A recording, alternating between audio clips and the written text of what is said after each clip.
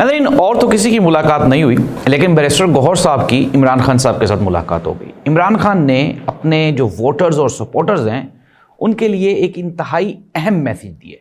बकौल बैरिस्टर गौहर ये मैसेज सुनना हर इमरान खान के सपोर्टर के लिए इंतहाई ज़रूरी है। ये मैसेज क्या है ये बताएंगे हम आपको आज के प्रोग्राम में। साहबजादा हामिद रज़ा ने कहा कि बलूचिस्तान असम्बली के एक रुकन से मेरी मुलाकात हुई। उन्होंने कहा, साहबजादा साहब, हमारे साथ तो एक धोखा हो गया, धोखे से हमसे एक बिल पास करवा लिया गया है। ये धोखा क्या है और कौन सा बिल पास हो गया ये भी शामिल करेंगे हम आज के प्रोग्राम में। इसके साथ ही साथ एक बड़ी खबर, किसान बचाओ तहरीक पंजाब में कौन लेके आ रहा है, पाकिस्तान पीपल्स पार्टी का इसमें क्या किरदार है, ये तफसीलात भी शामिल करेंगे हम आज के प्रोग्राम में। प्रोग्राम का बाकायदा आगाज़ करते हैं। कल का जो दिन था वो इंतहाई अहम दिन था। बैरिस्टर गौहर साहब की इमरान खान साहब के साथ मुलाकात हुई और इस मुलाकात में बैरिस्टर गौहर साहब ने कहा कि इमरान खान ने अपने वर्कर्स के नाम ये पैगाम भेजा है। उन्होंने कहा है कि हमने मुश्किल वक्त गुजार लिया है और आपको चाहिए कि आप अपनी जो सफ़े हैं उसमें इत्तेहाद पैदा रखें और इसको कायम और दायम रखें और कोशिश करें कि जो पार्टी में ये जो तफरक़ेबाज़ी है, ये जो टूट फूट है और ये जो एक दूसरे के ख़िलाफ़ बयानबाजी है, इससे बाज रहा जाए। और साथ ही साथ बैरिस्टर गौहर ने यह भी कहा कि इमरान खान साहब ने ये कहा है कि जो मादनियात का बिल है वो मैं अली अमीन गंडापुर के साथ मुलाकात करूंगा, उसमें हम मामला तय करेंगे, देखेंगे, उसको मैं पढ़ूंगा, फिर सारी सियासी क़यादत से मशवरा करूंगा और फिर उसके बाद हम देखेंगे कि हमने इस बिल को लेके कैसे चलना है। साथ ही साथ इमरान खान ने बैरिस्टर गौहर को अपोजिशन जमातों के साथ राब्ते का टास्क भी दिया और इमरान खान ने कहा कि बातचीत के दरवाजे कभी भी बंद नहीं होने चाहिए। मैंने तो पहले भी कभी नहीं कहा, मैं तो बातचीत करने के हक में रहा हूं। और साथ ही साथ बकौल बैरिस्टर गौहर इमरान खान साहब ने ये कहा, उन्होंने कहा कि मैं अल्हम्दुलिल्लाह डटा हुआ हूँ और मुझे अपने लिए ज़ाती मुफाद के लिए किसी किस्म की कोई डील नहीं चाहिए। हाँ, अलबत्ता मुल्क और कौम के मुफाद में अगर कोई डील हुई तो मैं उसे ज़रूर एक्सेप्ट करूँगा, लेकिन उसमें मेरा कोई जिक्र नहीं होना चाहिए। नाज़रीन, ये तो हैं इमरान खान के वो बयानात जो कल बकौल बैरिस्टर गौहर साहब जो आवाम तक पहुँचे। अब इसमें कुछ चीज़ें जो हैं वो वाकई काबिल गौर हैं। एक तो ये है कि पाकिस्तान तहरीक इंसाफ ने वाकई कुर्बानियाँ दी, बड़ी स्ट्रगल की है। ये जो 3 साल थे मुश्किल तरीन दौर था, लेकिन आप ये सल्यूट पेश करें पाकिस्तान तहरीक इंसाफ के वोटर्स को, सपोर्टर्स को, आम वर्कर्स को कि उसने इमरान खान की गैर मौजूदगी में इमरान खान की इस अमानत की बे इंतहा हिफाजत की है। और यही रीज़न है कि एस्टेब्लिशमेंट हो, PMLN हो, पाकिस्तान पीपल्स पार्टी हो, ये आज मजबूर दिखाई देते हैं इमरान खान और पाकिस्तान तहरीक इंसाफ के आगे। और इमरान खान की जीत भी इमरान खान का आम वर्कर ही है। पार्टी के कई लोग कंप्रोमाइज़ हो गए, पार्टी में टूट फूट हो गई, लेकिन इसके बावजूद भी आम आवाम जो इमरान खान के साथ खड़ी रही, इमरान खान ने भी उनको मायूस नहीं किया। नाज़रीन, ये तो पाकिस्तान तहरीक इंसाफ की और इमरान खान की हालात थे और मैसेज था जो मैंने आप तक पहुंचा दिया। अब हम आ जाते हैं, एक बहुत ही बड़ी खबर है। खबर ये है कि साहबजादा हामिद रज़ा साहब, उन्होंने कहा कि मेरी बलूचिस्तान असम्बली के एक रुकन से मेरी मुलाकात हुई। उसने मुझे बताया, उसने कहा जी कि हमें एक बिल पेश किया गया है असम्बली में और बकौल जो असम्बली में इंस्ट्रक्शंस आई, उन्होंने कहा जी कि ये जो बिल है ये तनख्वाहों में इजाफे के बारे में, और हमें कहा गया कि आप इसके ऊपर साइन कर दें।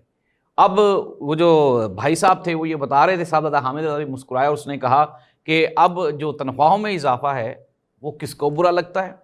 तो इसलिए हम सब ने बकौल उस जो मेंबर पार्लिमान था, जो असम्बली का मेंबर था, बकौल उसके साहबजादा हामिद रज़ा ने कहा, उसने कहा जी हमने तो तनख्वाहों के इजाफे के बिल पर साइन किए हैं, लेकिन बाद में पता चला कि ये तो मादनियात से मुतल्लिक बिल था बलूचिस्तान असम्बली में।